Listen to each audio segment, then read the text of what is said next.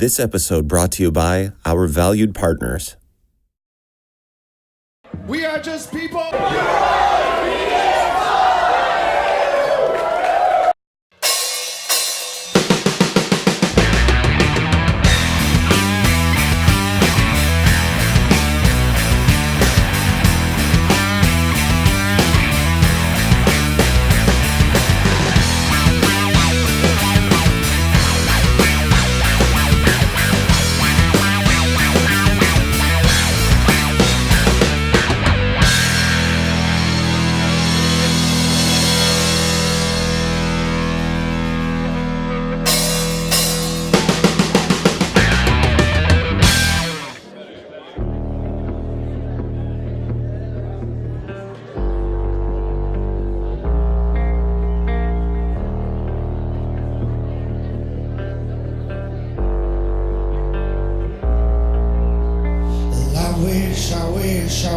I wish that I could recall each and every person's doing in my reach who thinks they know it all.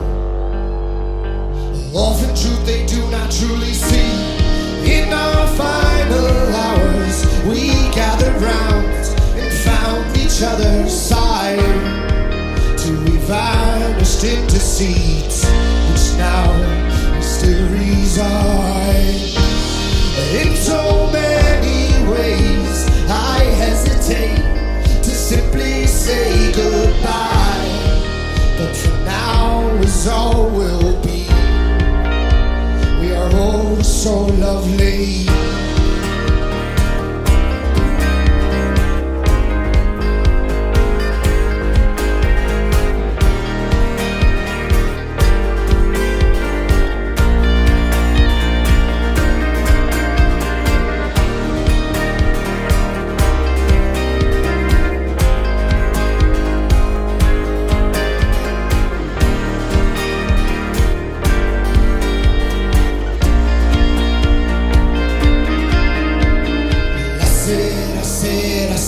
What am I supposed to be?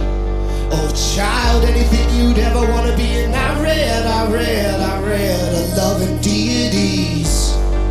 They're all in you if you just open up and see. In our darkest hour we realize that light is all we are, and it shines so clean and bright through us all. In our search for power, we compromise our beauty and our mean to reside within our own heavenly dreams. We have it all. Sing along with us, sing along now, it's simple. Here it goes. We have it all. Kevin Blackmore, I want to hear ya.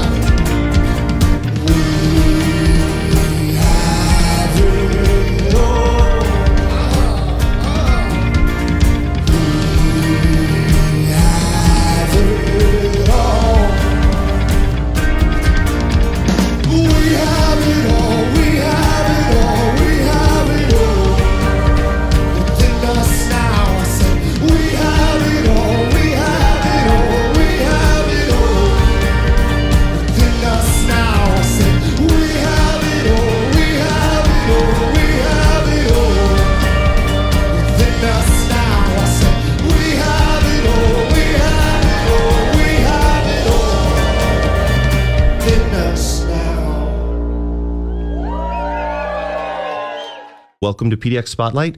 I'm your host, Luke Neal. We've got Scott Gilmore from Just People on the show tonight. Thanks for being here, man. Oh, it's my pleasure. It's always a good time to have you on. Oh, I love being here. We're celebrating the 10-year anniversary of Just People. Mm-hmm. First of all, I've got to ask this. Does it feel like 10 years? It doesn't. Time kind of speeds by quickly there. But at the same point, it's tough to even remember when I wasn't playing, when we weren't playing together. So it's interesting time in that way. It seems to go by so quickly, but it also kind of has that depth.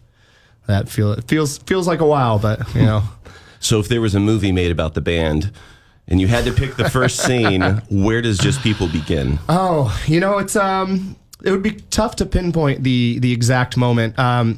the concept started before I met any of the gentlemen. I kind of was active in college and all, kind of protest, etc. And it came as like a concept, that we're all kind of just people. We're all kind of in this together. And so the songs followed that concept. It was a time of great creativity. I was writing like 2 or 3 songs, every other day or so. So they just kept coming and coming and coming. And I'd record them into my like iMac, or I don't know if you remember those bulb Macs. Then the monitor would come out, and I just recorded into the tiny speaker in the front of it. So it wasn't a professional job at all. But it was a way that I could write a song, record it, get it out, and then go on to the next one. So Sure. there wasn't any kind of holdups. Like, now there's a song, and I just put these albums together of those kind of harshly recorded and quickly, made songs. But that kind of allowed me to keep writing. And then I met Todd, and I met Alex, and also Ian. I actually met them at one of a show of Move Something was the band's name, and it was Ian Ridgway's band. He's over on the East Coast right now, sailing ships. So what's up to Ian? But so I met them at a show. I actually saw Alex Green, our drummer, had a tie on. I had a tie on, and I pointed at my tie and gave him a thumbs up, and he nodded at me, and I knew we would be friends for life. Fantastic. Sometimes it's the simplest things. And tell our listeners where you formed. Where were you at? Good call. That was Eugene, Oregon, in the early 2000s. Pretty awesome. Yeah. So how is it looking back at some of those first early iMac recordings? Oh, well, the kind of wacky thing, like a lot of them survived. I have kind of a 3 CD, full of all those old songs, like in MP3 format. But the computer that I record a lot of those on got stolen about towards the end of our Eugene tenure. And so it was kind of a cleaning of house, and a lot of the songs disappeared. A lot of them are still there, but it's tough. You think about something you made 10 years ago, like it's, I think a lot of it doesn't hold up as far as what I'd expect to be writing in the current times. But Sure. It's tough in a way to dig into those types of songs too, because it's kind of like a blast from the past, and it opens so much up that was happening back in those days.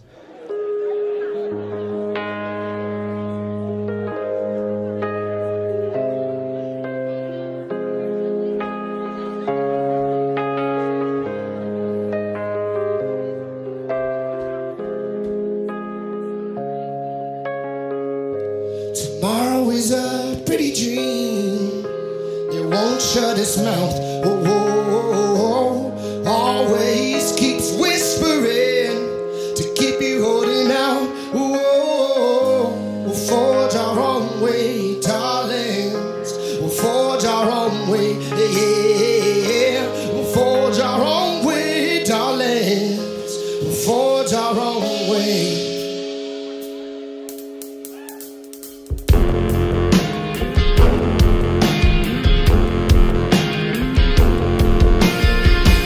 Tomorrow holds a ransom on the day.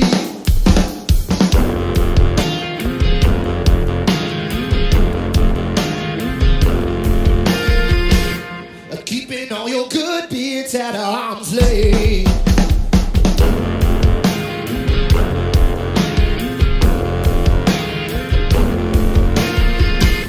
It's only gonna give you what it takes.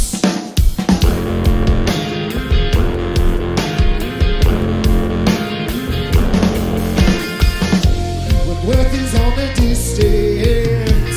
Time harbors a resistance. And it's just a funny thing to believe in time at all.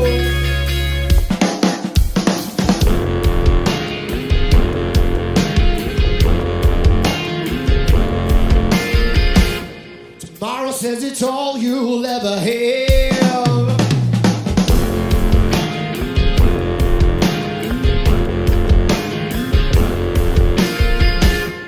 Then it's gonna take you like the past.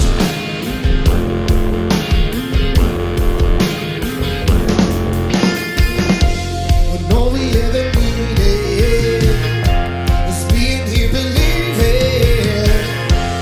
And it's just a funny thing to be anywhere at all. And that's why they say tomorrow's such a pretty dream. It won't shut its mouth. Oh, oh, oh.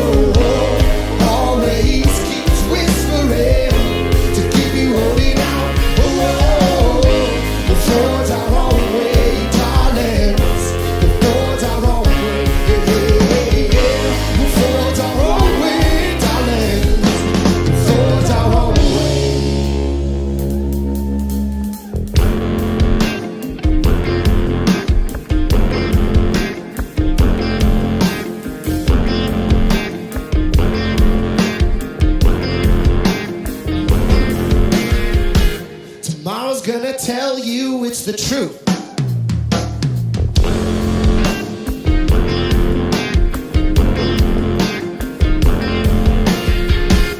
Always gonna beg and scream, but it ain't got any time to prove.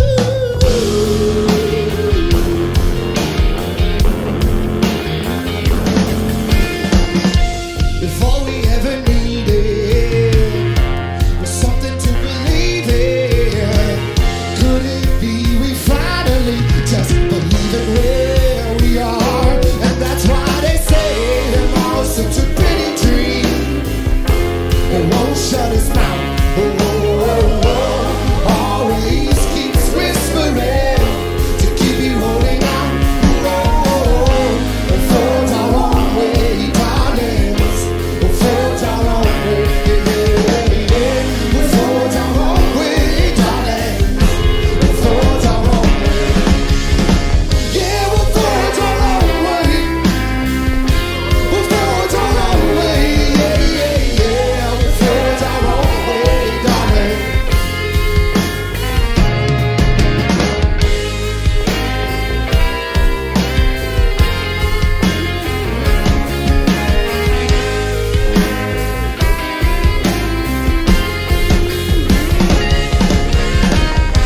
We're coming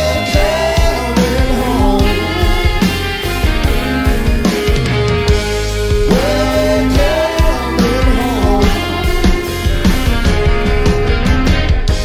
We're coming home. We're coming home. We're coming home.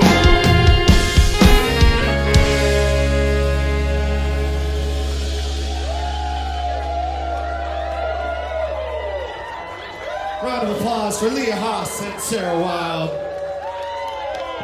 When would you say that you felt the band was creating the sound that you felt, this is just people, this is us? It comes in stages, you know, like I know our time in Eugene, like it was very, you know, we were always very confident in what we were doing. We always were dedicated and we always kind of believed that the music was worth it. Like the time was worth it. The energy was worth it. And so like Eugene was a very special time. I think we were all growing as musicians and as artists. And but I think it really started to gel when we came to Portland. And I think that's when, you know, we kind of kicked it into high gear. There was about like a year or so where Peter, the lead guitarist, still lived in Eugene. So we had kind of a long distance band relationship where he'd have to drive up for shows. Even sometimes there was one show I remember he had to get off work from Eugene, drive up. Like our set was 30 minutes and he was still driving. He got in, we had to rush his amp out from the car and put it on stage. And so like we had a lot of moments like that. But, you know, I think it was after that, once Peter finally moved to Portland and we were all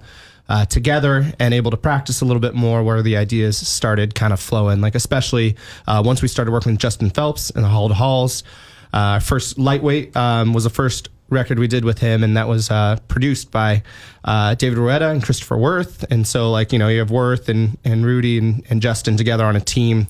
It's tough to go wrong. And working too with professionals in that manner really helped us kind of put the whole project in perspective and grow into that. Because no longer was it kind of our ideas and just trying to like get them out there and trying to make the best song. Now we had a more like professional guidance and also someone to kind of call us on our BS. Like if it wasn't good enough take, like it wasn't good enough. We had to keep doing it until, you know, we got the product that we wanted. And that attention to detail and wanting to impress Justin Phelps really helped us out. Striving to impress Justin was a big motivator for all of us. But wouldn't you say having a great recording it took some hard work to get, you know, blood, sweat, and tears.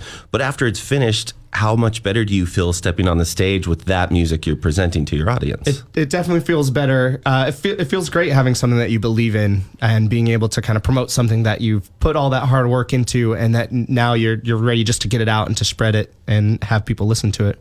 But it's always tough though with a new recording and a new record. It's almost like by the time the song comes to fruition, you're like, I've heard this a million times. I'm ready to write something new. So it's this endless hamster wheel of writing songs and then getting them out there and then forgetting about them to write something else. I think maybe that's what's the fun part about it, is that it's always on to the next song, and once you've made it, you made it, and that's out there. So what can you create next?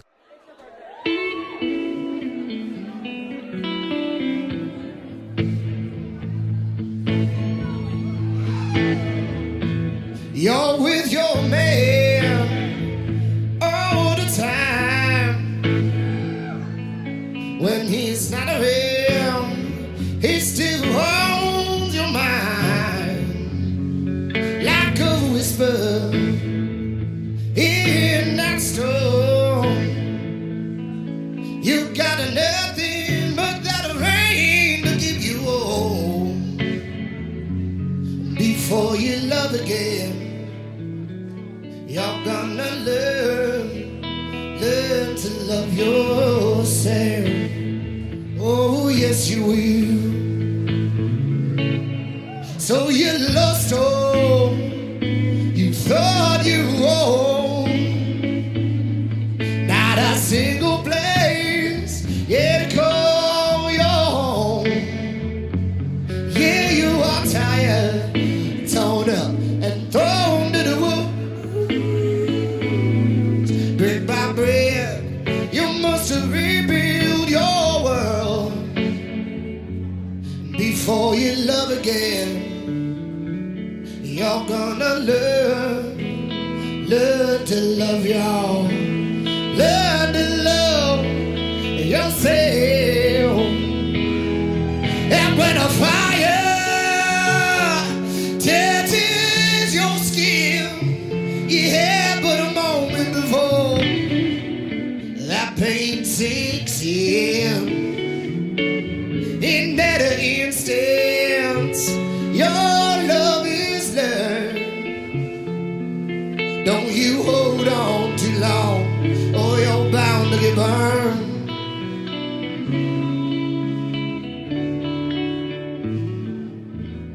You're gonna let go all you thought you had. It's such a silly thing to be owned by your past. Yeah, you'll back up your beds, clean out your room, love like a firefly, and glow with that moon. Out before you love again, you're gonna learn to love yourself. Ah, yes, you will. And before you love again, you're gonna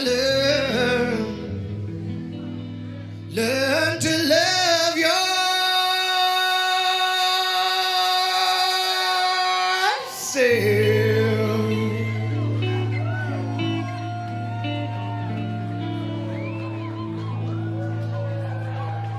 Before You Love Again by Just People, that is off of Monolith, an LP that came out in 2016, and I've still been enjoying it. I love that record, man. Are you a year away from it? Still super proud of that? You should be. I very much love that. It took 3 years to complete it. You know, with Lightweight, we had that crowdfunded, and so we kind of had a big budget. We had a time limit. We overspent very easily. We had 24 days straight in the studio, pretty much in various studios, but with Monolith, it was kind of, we didn't, once you crowdfund an album, you got it from there on. You got to do it on your own. You did it. You got it. That jump. And so with Monolith, it was a lot more measured approach. Like, we'd have 2 new songs, then we'd tour those songs and book a studio day at the very end of the tour. And so we'd come back, record 2 songs. That would be a first chunk of it. And then little by little, the rest of the songs kind of fell into place. Waterfall, which I know is on the playlist at some point, came about, like, I was shooting maybe a solo video, maybe not, who knows. And with, at the time, Gravitational Creations, which is Michael Nipper and Lisa Bolden and AJ Ramadan, that we worked with on a good amount of our videos back in the olden days. But that footage somehow just disappeared. And so there's this footage that kind of vanished for Waterfall. But then we eventually came back to the song and realized there's some good parts to it and kind of added to it. And that was a lot how the album came together, is like 1-2 songs at a time. And once I think we got to about the 7th song, then we're in striking distance. Let's just go in there. We're gonna work hard and get this thing and finally finish this thing up. But I think the 3 years gave us time to really develop the songs and really create something that that we can be proud of. And the idea, at least the idea for me, is like Monolith is something that'll stand. The idea is create something that'll stand after you're gone. So based on your idea of the band For Just People, I also know what accompanies that is a vibe of community, and I know your fan base is extremely important to you. Can you tell us how that started, like from the grassroots?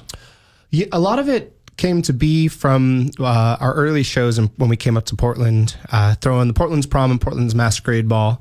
Before that, even in Eugene, we'd kind of try to get together with the best bands in town and try to just bring as much music together as possible. And that seemed to be something that worked out when we were in Eugene. We played a lot at this former venue, Oak Street Speakeasy, which was a free venue, and then we'd get a cut of the bar. And so it was a nice place where all the friends could come out and hang and make a night out of it. And so we kind of took the kind of concept of, building the scene around events. And when we're in Portland, we just found that like having just a little flair, like something to dress up or something to do or a theme would really kind of give people something to plan for. And so we'd throw and still are throwing Portland's Prom, which will be May 19th this year for any prom heads out there. That date is scheduled. And then the Masquerade Ball, which we threw, I think, in 8 or so years in a row. And those, I think, helped us build kind of this community, something that people could kind of be a part of and that we could be a part of. And we'd be able to kind of share our nights together and play shows together and have a lot of fun that way. And it's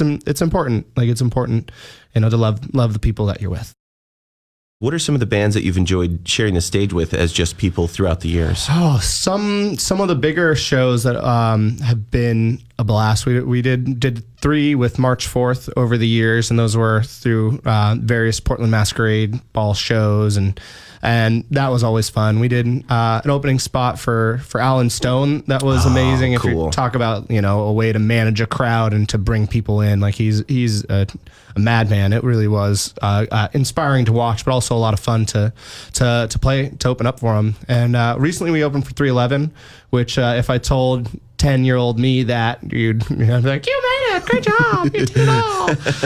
It took me a while to go through puberty, if that you were wondering why my voice was so high at 10. But we take influences along the way, and always are trying to learn, and I've always been kind of captivated by great show men or women, like people who command the stage. Marvelous is one. He's been a big influence to Just People along the way, who just has the command of the stage and knows what every person in the audience is up to, and gives shout outs and brings people in, and he's brilliant with that. And so that he's definitely inspired me as coming up as a front man and trying to be captivating enough for people to want to watch. And it's an interesting balance between confidence, but also bringing people in, and also being aware of what the venue is like and the crowd is like and what the feeling is, and if people like want stories or just want you to shut up and play or what it is. And so I've tried to take tips from those masters along the way, and Christopher Worth is another one. He's brilliant. The in between banter is a big thing that I'm inspired by. John Craigie, I've been listening to him lately, and his in between banter is what kind of holds a lot of those things together. It's not just like, here's this song, now I'm going to play another song. It's it's a whole story. It's like the whole performance is like a part of you, and you're sharing that. And if you're as silly as a lot of my friends and myself are, like, show that silliness. Don't be afraid to make a fool of yourself, because that's kind of what's fun, is like going from like, here's the craft of the music, but here's the craft of entertaining, or just trying to make sure that people are entertained or that they're having fun. And that extra effort and that stepping out of that shell has been something that, especially over these past 3 years, has really kind of come home and made a nice place for our performances, I hope. Well, I'm going to put you in the position of the sage master. Don't do that. What's some advice that you could give to some bands who are starting out? Because 10 years in a band is a long time. It's like... Definitely. I think my biggest morsel of advice that I can pass on, and it's through making these mistakes over and over, is, don't, like, believe in yourself, but don't think too highly of yourself. I think there's a fine line between being very confident and in your work and thinking that that you don't stink at all, because I think there's a nice balance in there where you can believe in yourself, but that you don't, think that you're God's gift to music. And I feel that is something that you can easily get wrapped up in. It's always a good time. I write down a bunch of stuff to talk to you about. Usually we veer off course, and that's a beautiful thing. It works. But yeah, thanks, man, for sharing your retrospective on tour stories and the beginnings of the band. And we're looking forward to many more great things from Just People. Congratulations again to Just People on a wonderful 10 years. This is their brand new single, Keep the Fire Burning. I'm your host, Luke Neal, reminding you to discover and support local music. Have a great night.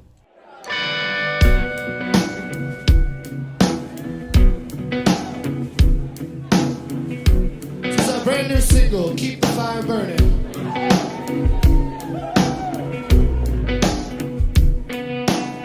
Dedicate this one to my mom and dad, who drove all the way up from California for this. When I was a fresh face, my mama once told me, let your light shine, don't let the darkness in. As I've grown, grizzled, keep the fire burning. Even at times it's just a match against the wind. Hold on to what we got. What goes around stays around. With each day our speed grows ever so slightly. Before we will notice, our song will have an end. So sing it so loud that the whole world can hear you. Even at times it seems no one is listening. Hold on to what we got. What goes around stays around. Hold on to what we got. What goes around stays around.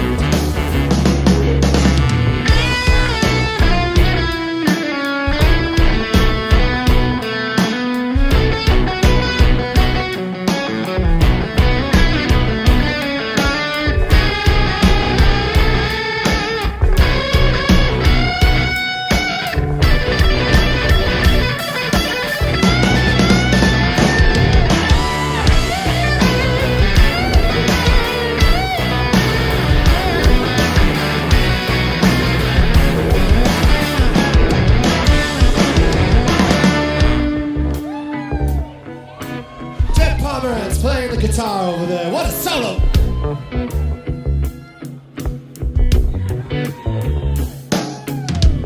If only there's one thing to hold deep within you, to shelter and shepherd your fire against the wind. Don't let them take you, the bringers of darkness.